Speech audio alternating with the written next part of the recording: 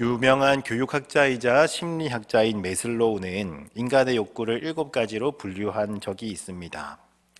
가장 하위 단계에 있는 욕구가 무엇인가 하면 생리적인 욕구와 그리고 안전의 욕구라고 합니다. 생리적인 욕구가 무엇인가 하면 인간에게 가장 기본이 되는 욕구, 식욕과 수면욕 등을 말하는 것이지요. 이 욕구가 올바르게 충족이 되어야지만 그 다음의 욕구를 추구하게 되는데 위기와 위협으로부터 벗어나고자 하는 안전의 욕구를 추구하게 된다고 합니다.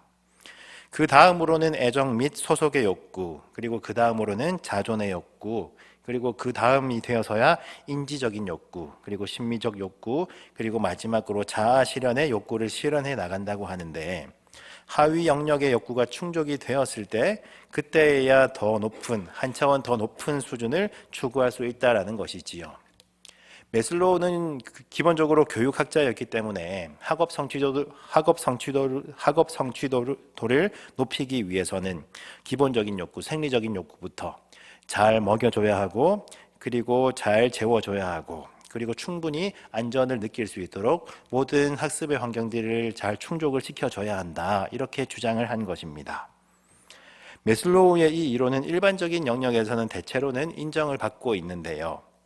그런데 이 이론의 영향을 벗어나는 경우들이 종종 있는데 그 근원이 아마도 사랑이 아닐까 합니다. 무슨 말씀인가 하면 우리는 어떤 일을 사랑한다면 잠을 설쳐서라도 그 일을 하곤 하지요. 뭔가 완성해내고 싶은 작품이 있다던가 아니면 내가 정말 이기고 싶은 게임이 있다던가 하는 경우에는 잠을 설치거나 아니면 밥을 먹지도 않고 끼니를 거르고서라도 그 사랑하는 일을 매달리는 경우를 우리는 쉽게 찾아보곤 합니다. 사랑하는 사람을 만나러 가는 길은 어떻습니까? 멀고 피곤한 길을 가야 할 수도 있겠습니다만은, 그러나 그것이 절대로 피곤으로 다가오지 않는 것, 그것이 바로 사랑의 힘이겠지요. 힘이 들더라도 어렵더라도 그것이 사랑하는 무엇인가를 위해서라면, 그리고 사랑하는 사람을 위해서라면 그 힘든 것이 힘든 게 아니게 될 때가 있다라는 것입니다. 사랑하기 때문에 어떤 고통을 당해야 한다면 그 고통을 기쁨으로 감당할 수 있는 순간들이 찾아오기도 한다는 것이지요. 그런데 본인이 힘든 것은 사랑하기 때문에 기쁨으로 감당할 수 있습니다마는, 그러나 나 때문에 내가 사랑하는 누군가가 불이익을 당해야 한다면 그때는 마음이 굉장히 어려워지기 시작합니다. 나의 선택 때문에 누군가가 무엇인가를 누리지 못하고 사랑하는 사람이 고통을 당해야 한다면, 그것을 내가 알게 된다면 그때가 정말로 힘들고 괴로운 상황이 아니겠습니까? 아마 예수님도 비슷하셨을 겁니다. 예수님은 40일을 줄이셨다고 기록되어 있지요. 예수님은 완전하신 하나님이시자 완전한 사람이셨습니다. 예수님도 배가 고프셨던 거예요. 단순히 배고프다, 이런 차원을 벗어난 엄청난 고통을 겪고 계셨습니다. 그런데 그 배고픔의 고통이 무엇을 위한 것이었는가 하면 사랑하는 하나님을 위한 것이었지요. 배고프고 너무나 고통스러웠습니다만 그것이 사랑하는 하나님을 위한 것이었기 때문에 너무나 배고파 사실은 죽을 것 같지만 그래도 예수님은 괜찮았습니다. 그런데 그때 마귀가 다가와서 시험을 하지요. 내가 만일 하나님의 아들이거든 명하여 이 돌들로 떡덩이가 되게 하라. 사랑하는 성도 여러분, 광야의 장면을 한번 떠올려 보십시다. 그 광야에는 얼마나 많은 돌들이 있었을까요? 당시에는 로마의 압제를 받으면서 굶주리고 있던 이스라엘 백성들이 굉장히 많이 있었는데, 식민지 백성들이 다 그렇듯이 엄청난 세금을 부담해야 했습니다. 세리가 그래서 미움을 받곤 했었지요.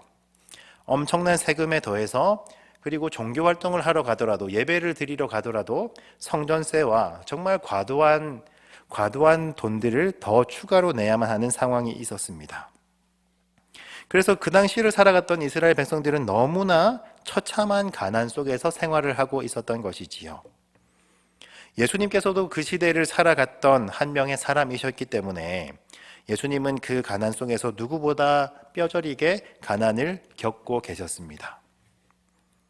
내가 만일 하나님의 아들이어든 명하여 이 돌들로 떡덩이가 되게 하라. 그 많은 돌들이 떡덩이가 된다면 사실 그것은 예수님이 혼자서 먹기 위한 것이 아니겠지요.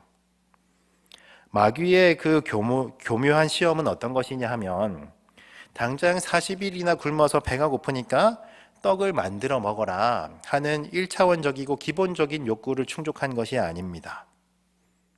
내가 만일 하나님의 아들이라면, 정말로 당신이 하나님의 아들이라면 이 돌들로 떡이 되게 해서 굶주리고 있는 저 많은 백성들 다 먹게 해야지.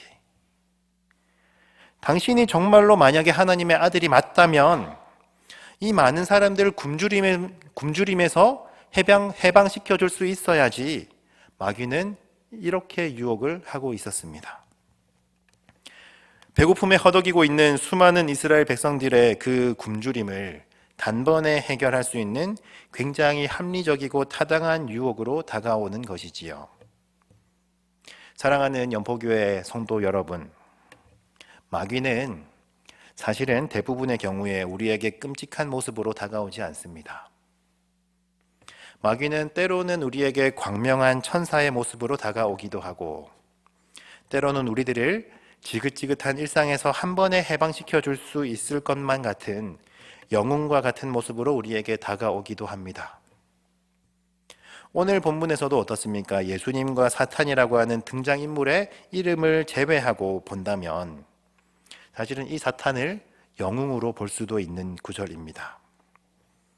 이미 그럴 수 있는 능력이 충분한 상대에게, 정말로 이 많은 돌들을 떡덩이로 만들 수 있는 능력자에게 주변에 차고 넘치는 이 떡덩이, 이 돌덩이들을 떡으로 만들어서 먹여보자는, 많은 사람들 굶주림에서 해방시켜보자는 굉장히 합리적인 제안을 하고 있는 똑똑하고 획기적인 영웅의 모습으로 우리는 이 사탄을 볼 수도 있는 거예요. 예수님께서는 분명히 자신의 굶주림은 참으실 수 있었습니다. 그런데 자신의 선택으로 인하여서 앞으로도 계속해서 굶주려야 하는 많은 백성들을 생각하시면서 예수님은 그 마음이 얼마나 괴로우셨을까요? 그러나 예수님께서는 분명하게 알고 계셨습니다. 무엇인가 하면 죽을 만큼 굶주리다 할지라도 그것이 마귀가 유혹하는 길로 가는 것보다 낫다는 것을 예수님은 알고 계셨던 거예요. 정말 굶주려서 생사를 오고 가는 고통 속에 던져진다 할지라도, 심지어 굶어서 죽어버리는 일이 있다 할지라도 그것이 하나님의 말씀에서 돌아서는 것보다 낫다는 것을 예수님은 알고 계셨습니다. 그렇게 예수님께서는 많은 백성들을 하나님의 말씀으로 인도하고 계십니다. 4절 말씀인데요. 예수께서 대답하여 이르시되 기록되었으되 사람이 떡으로만 살 것이 아니요 하나님의 입으로부터 나오는 모든 말씀으로 살 것이라 하였느니라 하시니. 우리가 잘 알고 있는 구절이지 않습니까? 예수님의 이 말씀은 신명기 9절에 근거를 둔 것입니다. 신명기 8장 3절을 보면은 이런 구절이 있는데요. 너를 낮추시며 너를 줄이게 하시며 또 너도 알지 못하며 내 조상들도 알지 못하던 만나를 내게 먹이신 것은 사람이 떡으로만 사는 것이 아니요 여호와의 입에서 나오는 말씀으로 사는 줄을 내가 알게 하려 하심이라 라는 말씀에 근거한 것입니다. 구약에 있는 구절이기 때문에 당시의 유대인들은 이 말씀을 너무나 잘 알고 있었습니다. 그렇지만 너무나 잘 알고 있는 말씀이지만 정말로 굶주려서 죽어가는 사람이 이 장면을 본다면 예수님을 비난하지 않겠습니까? 조금 전에 내가 사랑하는 사람이 굶어 죽어서 아사를 해서 장례를 치르고 오는 누군가 한 사람이 이 장면을 보고 있다면 굶주림을 한 번에 해결할 수 있는 그 달콤한 제안을 마다하고 하나님의 말씀을 운운하고 있는 예수님을 본다면 과연 순순히 그 말씀에 순종할 수가 있었을까요? 예수님께서는 그들의 마음까지도 사실은 다 알고 계셨습니다. 그러나 절대로 마귀의 유혹에 넘어가지 않으시고 사람이 진정으로 살아야 할 길은 하나님의 말씀이라는 것을 본인께서 먼저 행동으로 보여주셨습니다. 실질적으로 먹을 것, 우리 눈앞에 당장 필요로 하는 물질들 채워가는 것 너무나 중요하지만 그보다 더 중요한 것이 무엇인가 하면 하나님의 말씀대로 살아가는 것이라는 것을 직접 보여주셨습니다. 누구보다 굶주리셨던 상태에서 누구보다 아픈 마음으로 말씀을 몸소 실천해 나가셨습니다.